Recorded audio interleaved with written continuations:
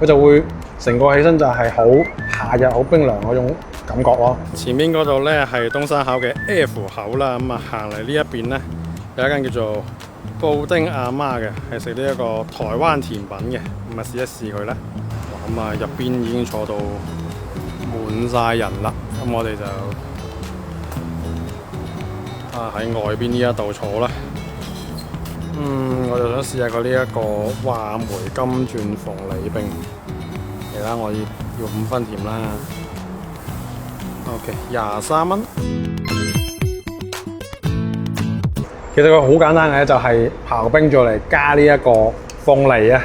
跟住其實佢整個就係睇落去就好解暑，因為佢嗰個話梅啊，睇落去聞起身都好又酸酸甜甜咁樣就好唔錯。咁啊試一試個味道啦。佢嘅菠蘿或者叫鳳梨咧，佢係有用鹽水去浸過嘅，即係佢會有帶有少少鹹鹹地嘅口感。我覺得反而增加咗佢嘅呢一個香甜嘅呢個度，我覺得幾好食喎。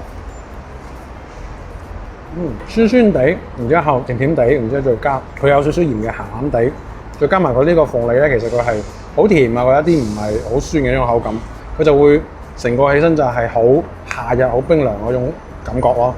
唔錯。